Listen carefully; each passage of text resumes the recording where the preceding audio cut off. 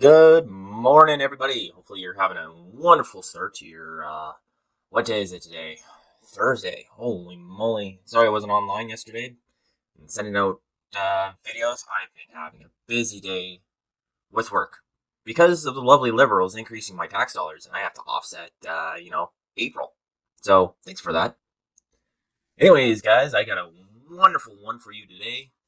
It's pretty cool, and wow. I'm conflicted on this. The technology is cool that we're going to talk about, but yeah, let's get into it. So, from the Calgary Sun, Feds defend carbon capture technology as Alberta project cancelled over costs.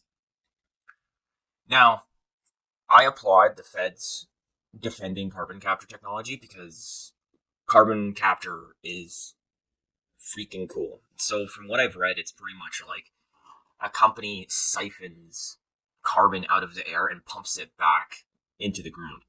One thing I'm kind of concerned with that though is what does that do to our groundwater and what does that do to our soil long term?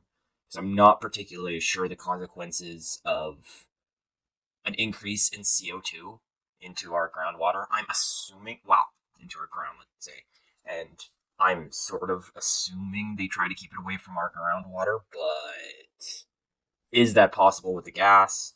Or do they have is it like what they do with nuclear where they actually have what is it, like a silo or something underground? And when they say they pump it underground, it's just like, yeah, like a silo or some containment system underground where it's pumped into. And it kind of seems like that's the case with reading through here because they say that like they sell credits for it or something like that. So I assume it would be sort of irresponsible for people to just. When I think of it, it would be irresponsible if like a company would just shove a hose into the ground and pump CO2 through that hose into the ground. I assume that that's not how it works, but I'm just a guy who reads news off the internet and rants about it because it's fun. So take what I know about this with a grain of salt. Anyways, let's get into it. Apparently, this is also written by the Canadian press. So, good job, Canadian press. They say Ottawa, Canada's energy minister is defending carbon capture and storage technology as both effective and affordable after Alberta Power Company walked away from a planned project and study found that another project got public subsidies to cover more than 3/4 of its costs. Now, okay, it kind of sounds like okay, that's fair, right? Like, oh, another company got 3/4. Like, why would your company want to cover more than that? Because you built the thing later. It's like buying a stock when the stock prices are high. You bought, or you're okay. That's a bad analogy, but did you not come out and see the budget for Canada that they just released? It's less than it used to be, right? Like, and Canada's a little bit more in debt now than it used to be. So, how would you expect the same amount when the government kind of has to look at their pocketbook and be like, okay, so can we cut somewhere? Plus, you're an oil company, come on, or an energy company. Every homeowner knows from like the sheer amount of taxes and service fees. The service fees on your energy bill is sometimes as much as the actual energy you take. So I feel nothing for these people with whining and complaining about not getting the same amount. It's like childish. Anyways, let's continue. Carbon capture and sequestration technologies are getting better, and over time, they actually get less expensive, just like any other technology that goes through the cycle. Jonathan Wilkinson said, "For I don't really." He says, "For those who say the technology is not proven, he says it's not true." Which I don't particularly know people that say the technology is not proven. Even like Greenpeace, who's pretty much a radical green organization, they used, like, back in the day, they used to be normal, except for the people who chain themselves to trees. Like, that's not particularly normal. But, and people who climb towers, and look crazy, um, our environment minister, um, chops to you for climbing the CN tower and looking like a nutball in your pictures. But I digress. So carbon capture, utilization, and storage, also known as CCUS, are systems that trap carbon emissions at their source and then funnel them back underground. They're expected to play a key role in Canada's climate plan, which cannot meet its targets and continue to produce the oil and gas that underlie a significant portion of Canada's economy. So, if I was the government, and because I'm sort of a-hole, I'd be like, okay, you know where I'm going to put all this money? Is I'm going to plant a ton of trees and make a campground out of it. And it's going to be either a public campground or not. And this is just, like, with the sheer amount of money that they're giving this, and we'll get to that, but the sheer amount of government funding money through Alberta and through the federal government, because this is like a or what did they say, a $2.4 billion project.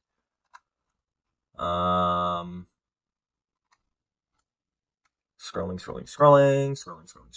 trying to find the project. Yeah, this is a $2.4 billion carbon capture system. So, and Alberta's covering 12% of that, and the federal government's covering half of that. So quit complaining, Capital Energy. We know you're the rest of it. You're just gonna like make back on the energy you sell to the homeowners through like service fees. So anyways, tree, because okay, first when you plant trees, like they're small, they're kind of tiny. They don't really do the work right away, but as time goes on, those things will grow, and like trees are nature's carbon capture things. Pump that federal and provincial money into that. If you want to make it back, make it like Jasper, where if you want to, well, if you want to camp there or tent, it's $8 a day, and if you want to bring your camper, it's 20, whatever. But and then people get to hike through there and stuff like that, and then just keep on adding and adding and adding trees, like, and just give a big middle finger to these guys. I think it was Direct Energy who was whining and complaining about this. What company was whining and complaining about this?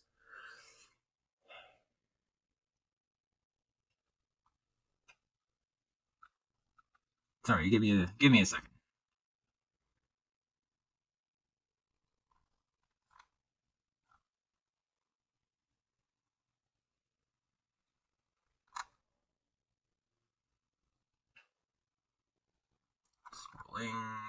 Scrolling. Capital Power. Yeah. So just give the big middle finger to Capital Power.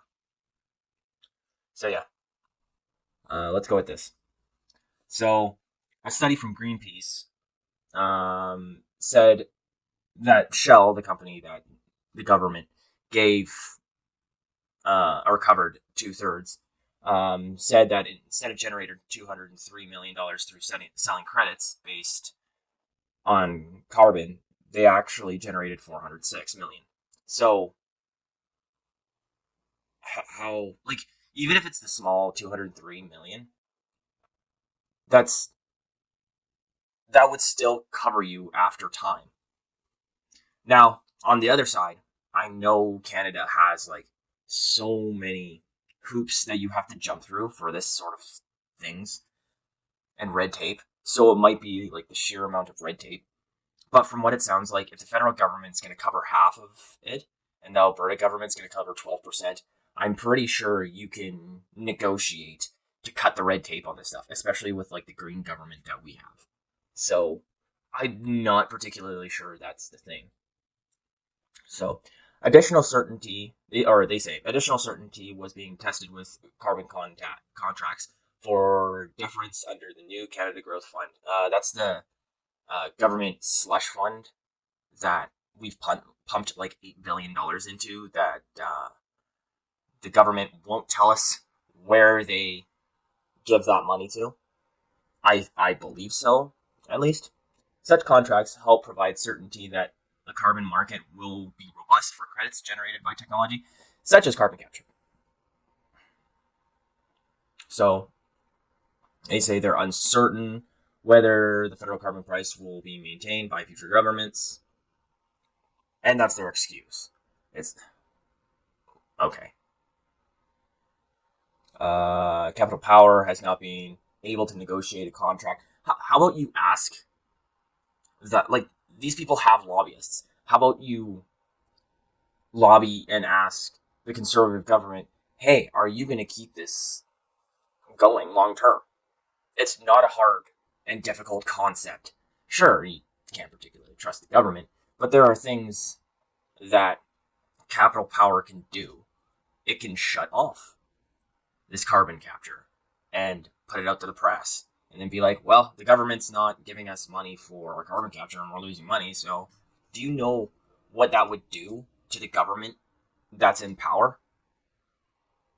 Or you could increase the service costs and electric bills if that ever happens. Like I said, I think that's just an excuse because, like, a lot of these politicians are all. Well, you can't say that for the Liberals right now, but pretty much all of them are more worried about their reputation than they are their constituents. So, if they get a bad enough rep for, like, taking off these carbon credits, they'll bring it back on again. So, I don't know. I don't know what their big thing about this is. So, Wilkinson said the cancellation shouldn't be viewed as a signal against carbon capture. Okay. Yeah. He's pushing this thing a little bit too much. There are a number of different pathways for Capital Power to be able to actually meet the requirements of the clean fuel or clean electricity regulations, which will eventually come into force. They've made a business decision that they will actually meet those requirements in a different way. But as I say, there are going to be many different approaches. Yeah. We know. So the Alberta government blamed Capital Power decision on the fact that Ottawa hasn't yet put the carbon capture tax credit in place. Okay, now that's different. Because, I mean, if they haven't put the tax credit into place, that means it's definitely iffy. And I don't know why the Calgary Sun put that at the bottom. So I kind of get that plan, or that excuse now.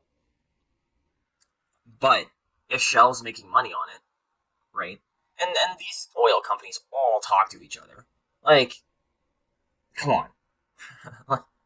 They could go to Shell, be like, hey, so we're thinking of building this. What's the government doing for you right now? Are you making money? And then making a plan about that. And it seems like they're making money. And if they're not, why wouldn't they come out right away and say, like when the Calgary Sun asked them, why wouldn't they come out right away and say, hey, this is the case. The government, like, Shell's not making money. Or you don't even have to say Shell. You could just be like, yeah, we've talked to some insiders and they say they're not actually making money. And until the government actually implements that, we're going to put it on pause, not cancel it. But, so it says the bill still hasn't passed. It's up for her debate this week. So, let me know what you guys think. Are you kind of like me? Should you be, if you're the government, should you just give the middle finger to these oil companies and being like, nature has its own carbon capture, so we don't really need you guys. So we're going to plant some trees. Boom. And give people, and like hire up people to be tree planters, and then they can create something that the like more and more carbon over the years will be captured like naturally, and then we don't have to pay. Well, I mean, the taxpayers will have to pay, But at least big oil won't get that money for like tax credits because we have to pay for tax credit or carbon credits. So, anyways, so then at least the public gets a park that we can go to enjoy, or we can actually enjoy things rather than have a big factory that's an eyesore. But what do you guys think? What do you think about this Capital Power company? And if you like this stuff, if you could subscribe, that would be awesome. Make sure you comment below, even if it's like just posting a 1 or a 2 or a 3 or a 4, get the algorithm going because YouTube seems to love that. So, and have a good day.